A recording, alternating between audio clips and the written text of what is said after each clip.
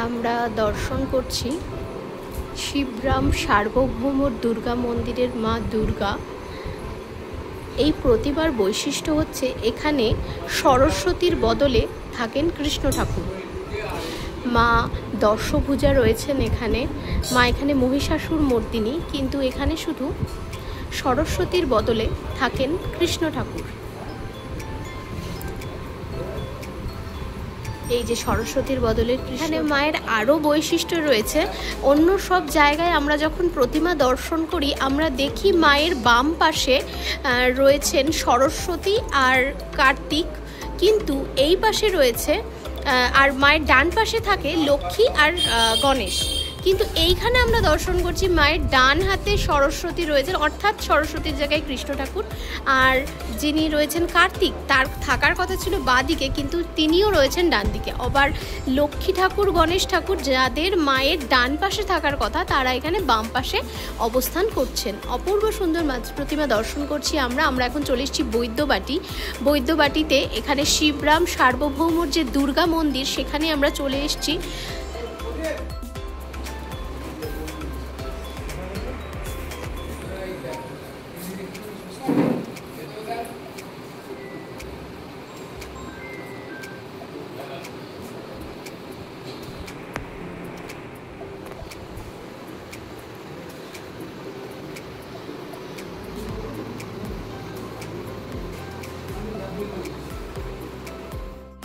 সকলকে স্বাগত। আর একটি নতুন পর্ব নিয়ে হাজির হলাম আমরা। আজকে আমরা চলে এসেছি বৈদ্যবাটি। এখানকার যে দুর্গা ঠাকুর, এখানে মায়ের রয়েছে অনেক বৈশিষ্ট্য। একচালার ঠাকুর, এখানে মায়ের সঙ্গে রাধাকৃষ্ণও পূজিত হচ্ছেন। এখানে শাক্ত মত আর বৈষ্ণব মতের একটা অপূর্ব মিল দেখা যায়, সেটা আমরা পুরোটাই ভিডিওতে শুনবো। এটা জানতে গেলে, এই মিলটা শুনতে গেলে পুরোটা ভিডিওটা দেখতে হবে, আমাদের সঙ্গে থাকতে হবে। কোথা থেকে দেখছি জানাতে ভুলো না, নতুন হলে অবশ্যই সাবস্ক্রাইব করে বেল আইকনে ক্লিক করতে ভুলো না। আর যদি ফেসবুক থেকে দেখে থাকো তাহলে পেজটাকে ফলো করতে ভুলো না, লাইক করতে ভুলো না, আর কমেন্টে জানিও ভিডিওটা কেমন লাগলো। আর তোমরা চাইলে আমাদের ইনস্টাগ্রাম আর ফেসবুকেও ফলো করতে পারো, যেটা বললাম। তো ওখানে তোমরা আমাদের আপডেট পেয়ে যাবে।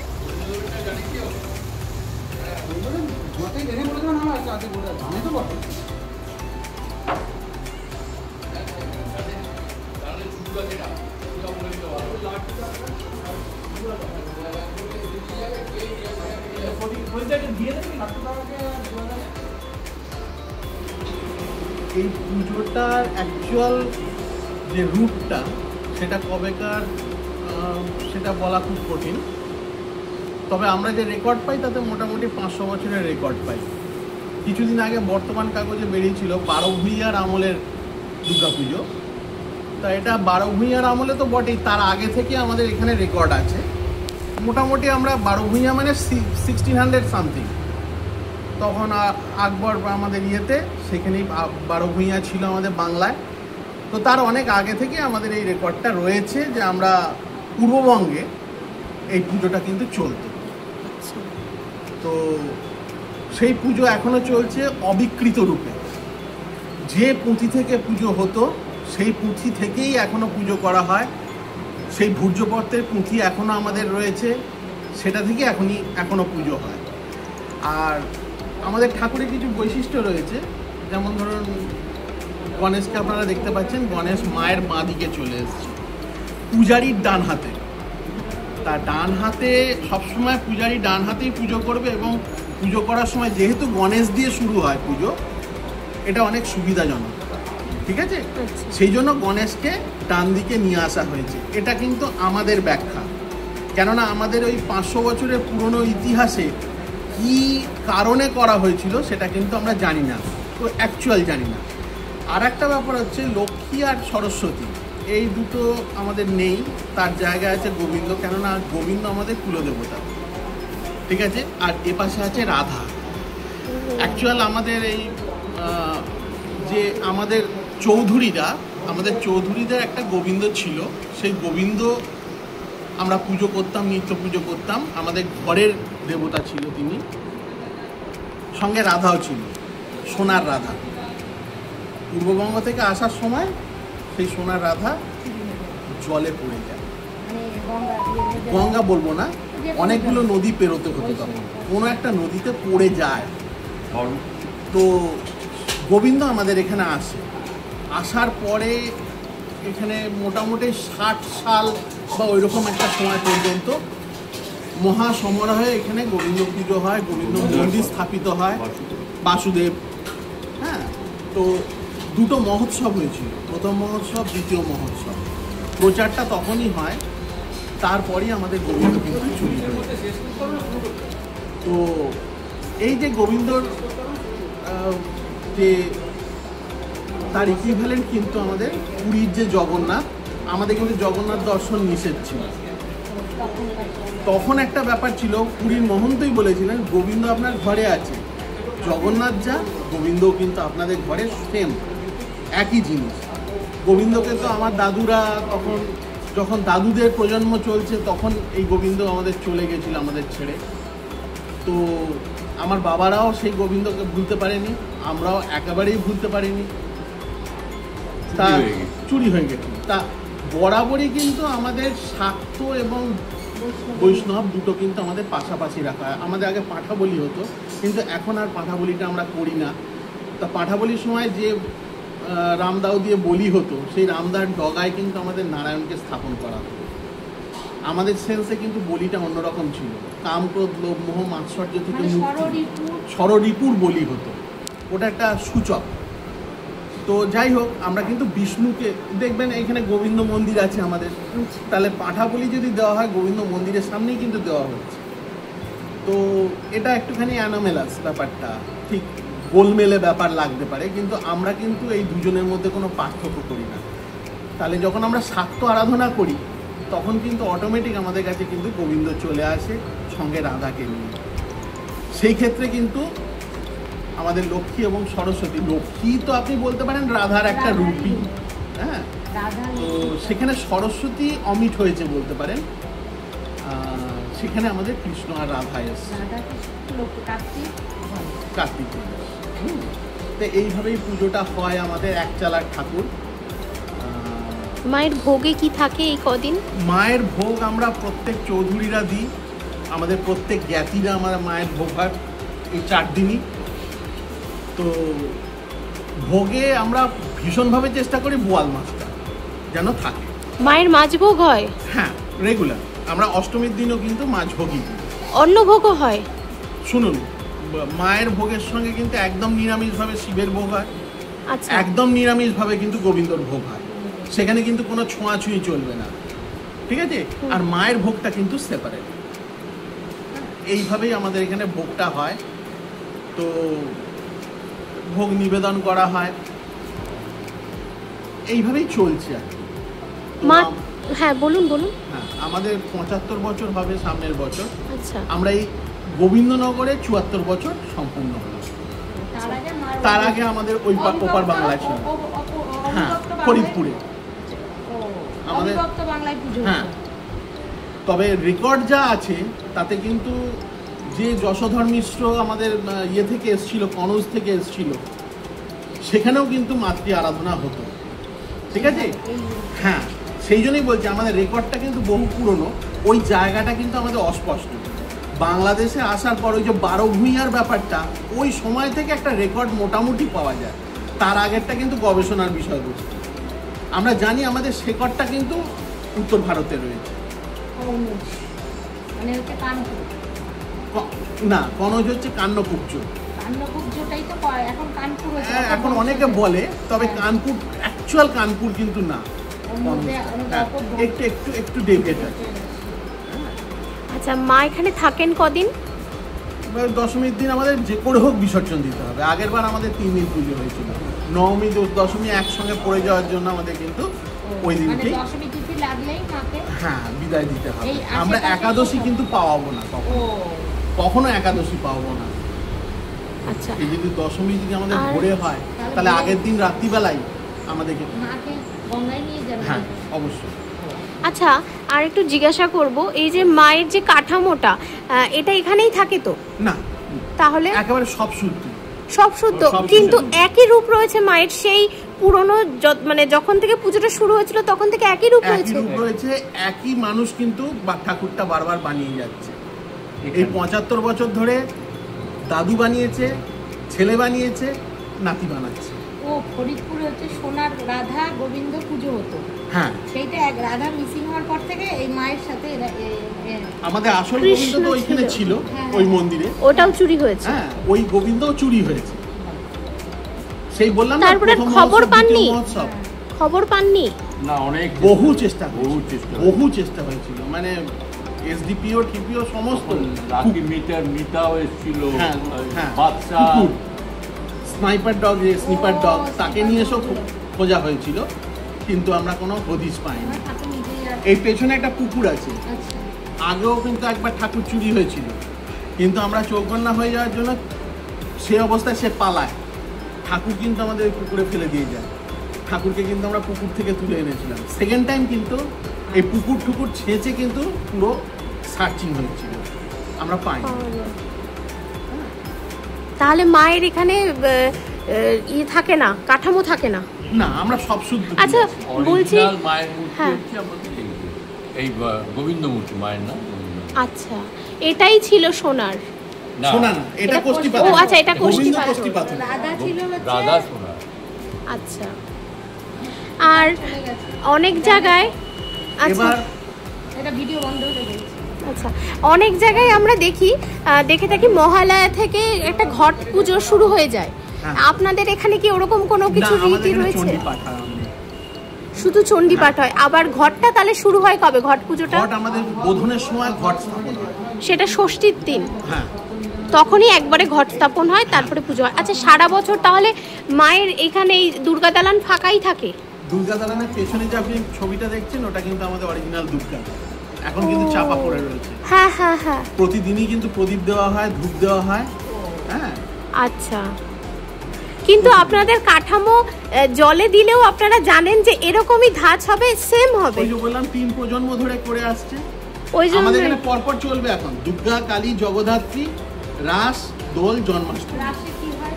রাসে এখানে ঘূর্ণি আছে আমাদের একটা, সেখানে রাধা কৃষ্ণ, মানে মধ্যিখানে একটা কৃষ্ণ থাকবে, একজন কৃষ্ণ থাকবে, মাটির মূর্তি হয়, আর অষ্টসখী নিয়ে 8খানা মানে পেয়ার তৈরি করা হয়, এইখানেই ঘোরে, এবং সেটাকে পুজো হয়। রাস একদিনই, ওই যতক্ষণ পূর্ণিমা থাকবে ততক্ষণই থাকবে, বেশি দিন ধরে নয়, যেদিন পূর্ণিমার মধ্যে আমাদের পুজো সম্পন্ন। আচ্ছা, আর বলছি এখানে যে ছোট ছোট ঘটগুলো রয়েছে, ওগুলো কি কার্তিক, গণেশ, লক্ষ্মীনারায়ণ ওদের ঘট? এই সামনে যে ছোট ছোট ঘটগুলো, ওনাদেরই আলাদা আলাদা করে পুজো করা হয়েছে। আচ্ছা, আপনার নামটা একটু বলবেন? রাজা চৌধুরী। আর আপনার নামটা একটু বলবেন? আমার নাম হরিশঙ্কর চৌধুরী। আপনারা কি এই বাড়ির সদস্য? কাকা হয় আমরা। আচ্ছা, আপনারা দুজনেই এই বাড়ির সদস্য? আমরা টোটাল 125 জন আছি চৌধুরী। আচ্ছা, ঠিক আছে, 22খানা ফ্যামিলিতে 125 জন আছে। ওই যে মোড়ের মাথাটা, ওইখান থেকে আমাদের শুরু হচ্ছে, ওই মোড়ের মাথার বাড়িটা হচ্ছে হরিদার বাবু, আর এই মাথার এই বাড়িটা হচ্ছে আমাদের বাড়ি। এবার এই রাস্তার শেষ মাথা পর্যন্ত, এই রাস্তার শেষ মাথা পর্যন্ত বাংলাদেশ থেকে আসার পর এটা পুরো আমবাগান ছিল, পুরো আমবাগানটা আমরা চৌধুরীরা কিনে নেওয়ার পর এখানে আমরা প্লট করে সমস্ত ফ্যামিলিরা আস্তে আস্তে ওখান থেকে চলে আসে, এবং চলে আসার পর, হ্যাঁ, এইটা বলছিলাম না যে উপর বাংলায় যে প্রথম আমরা যে রেকর্ডটা পাই 12 ভূঁইয়ার পরে, গোবিন্দ কিন্তু এনার কাছেই এসেছিল। ঠিক আছে, ইনি এই সার্বভৌমটা হচ্ছে একটা টাইটেল। হ্যাঁ, এই উনি মানে সংস্কৃতিতে একটা বিরাট ব্যুৎপত্তি অর্জন করেছেন।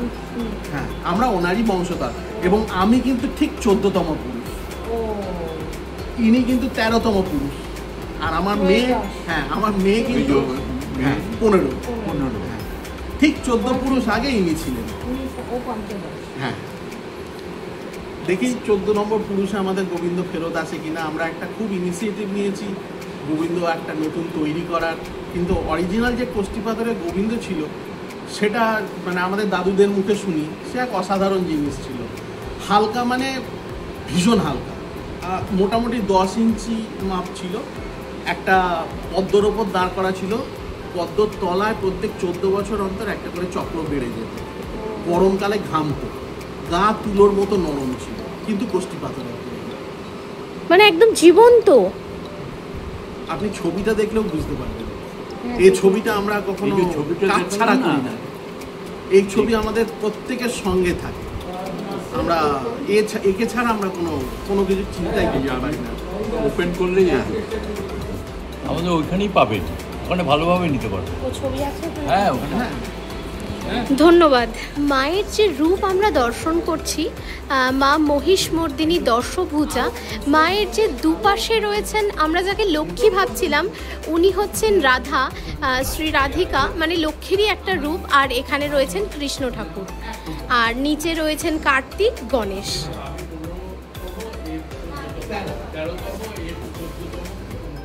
চর্চা করতে হবে। আর ইতিহাসের এই বিষয়গুলো যেহেতু ততটা প্রামাণ্য দলিল আমাদের হাতে নেই, সেই জন্য খুব যে একেবারে বিভিন্নভাবে ঐতিহাসিকভাবে বিষয়গুলো সত্য এমনটি নয়। তাহলেও এত বছরের তো একটা প্রাচীনত্ব, সেই প্রাচীনত্বের ধারা, পুঁথি পাতি, এই যে আমাদের তালপাতায় লেখা আগে অরিজিনাল যে আমাদের যে কথাবার্তা, সেই সমস্ত থেকে মোটামুটি এইগুলো, বা আমাদের আগে পূর্বজরা যে সমস্ত লেখালেখি করে গেছেন, তার থেকে মোটামুটি এটা বোঝা যাচ্ছে যে ঐতিহাসিকভাবে এই পুজো অনেক অনেক অনেক প্রাচীন। এর মূল যদি তো বলেন তাহলে বলতে হবে গোবিন্দদেবের সূত্র ধরে। তখন আমাদের প্রতাপাদিত্য ছিলেন আমাদের যশোরের 12 ভূঁইয়াদের মধ্যে অন্যতম।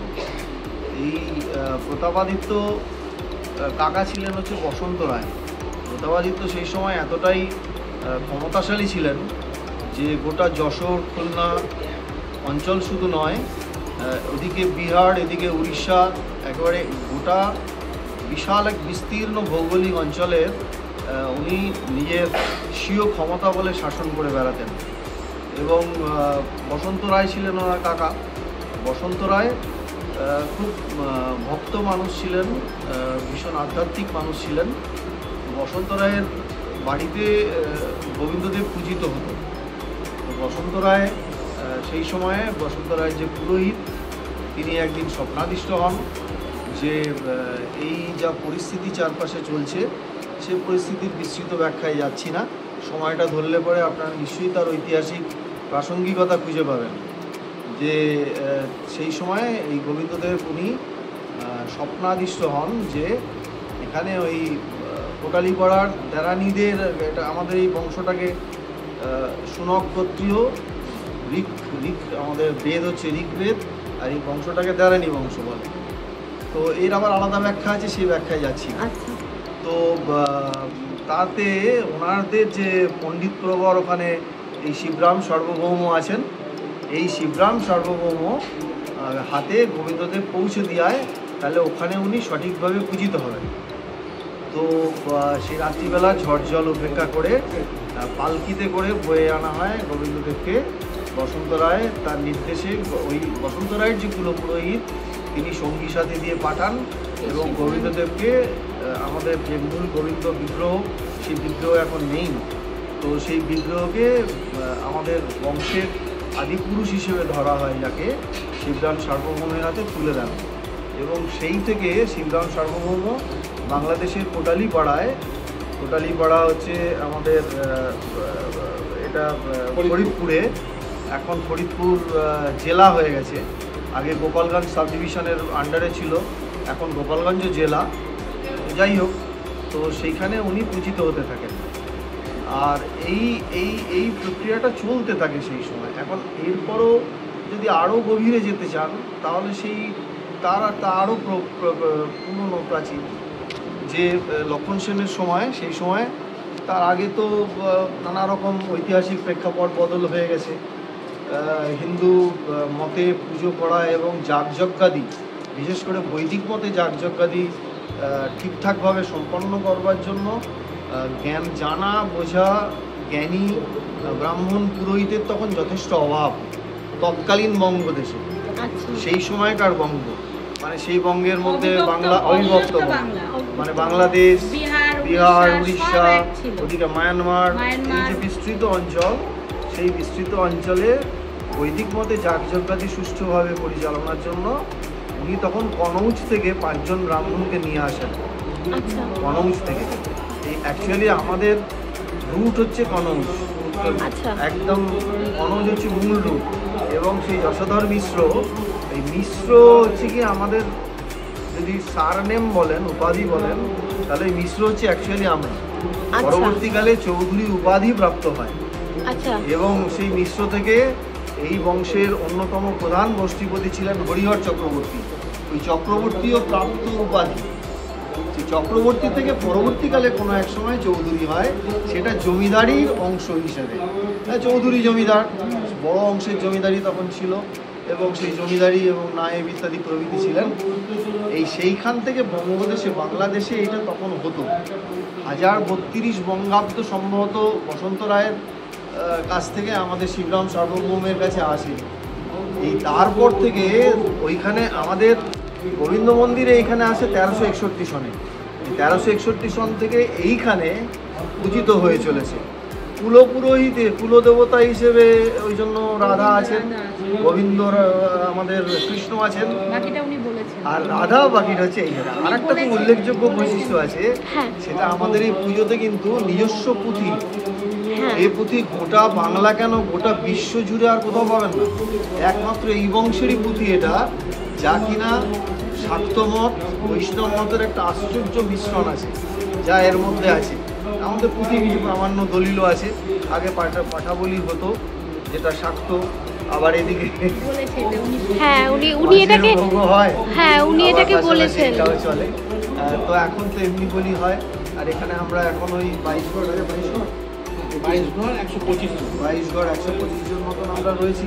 আমরা শরিকেরা নিজেদের মধ্যে মিলেমিশে এখন একটু দায়িত্ব বদল হয়েছে, কারণ আগে যারা করতেন তারা এখন যথেষ্ট বৃদ্ধ, একদম 88 বছর। হ্যাঁ 88 বছর, 88।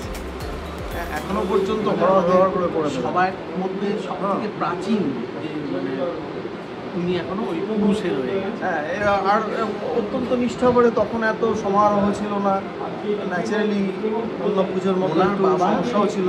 বুকে করে আর গোবিন্দকে নিয়ে আসেন তখন ওই গোবিন্দলাল চৌধুরী, এবং সেই সময় কালী এখান থেকেই হয়েছে। হ্যাঁ হ্যাঁ এই মন্দির 48-49-50 যতদূর জানা যাচ্ছে এই 3 বছর কালীঘাটে গোবিন্দদেব পূজিত হন ওনাদের বাড়িতে। ওনারা তখন ভাড়া বাড়িতে থাকতেন দেশ থেকে আসা পর। 41 থেকে 51 থেকে এটা এইখানে পূজিত হচ্ছে। মানে সেই অর্থে আমাদের এখানে 75 বছর পূর্ণ হয়ে গেল দুর্গা পূজার। হ্যাঁ, আমরা ভাবছি এবারে পূর্তি উৎসব করবো। রাগ তো করা গেল না, কিন্তু করা যায় না, সবাই মিলে থাকা হয়। তো এবারেই আমাদের এক জ্যাঠু দাদা মারা গিয়েছে ক্যান্সারে, ওই জন্য কিছু অনুষ্ঠান আমাদের বন্ধ করতে হয়েছে। নবমীতে এখানে কালচারাল অনুষ্ঠান হয়। আর এই আমাদের এই বংশের আর একটা বিষয় হচ্ছে কি, ভীষণ রকমের সাহিত্য, সংস্কৃতি, বিদ্যানুরাগী এবং ভীষণ সংস্কৃতি চর্চা। মানে বললে একটু অত্যুক্তি হবে না, আমাদের শুধু চৌধুরী পরিবারের লোকদের দিয়ে 4-5 ঘন্টা অনায়াসে অনুষ্ঠান করে দেওয়া যায়, এবং সে অনুষ্ঠান কোনো অংশে কম কিছু হয় না। মানে কলকাতার যে কোনো বড় অংশের সমান। আচ্ছা, আপনার নামটা একটু বলবেন? আমার নাম সুকান্ত চৌধুরী, আমি বংশের অন্যতম সদস্য এবং খুব গর্বিত সদস্য আমরা সবাই, কারণ আমরা নিজেদের এই ঐতিহ্য নিয়ে খুব গর্ববোধ করি এবং এই ঐতিহ্যকে আমরা যাতে পরবর্তী জন্মর হাতে তুলে দিয়ে যেতে পারি। আমরা সেই জন্য তাদের তৈরি করা, ভেতর থেকে পারে তারা ভেতর থেকে সারা বছর ধরে নিত্য পূজা করে। আমরা যারা পারি না, আমরা বাইরে থেকে বিভিন্নভাবে সহযোগিতা করি। কেউ ভেতরে, কেউ বাইরে, সবাই মিলে কাজটি করছে। ঠিক আছে, ধন্যবাদ।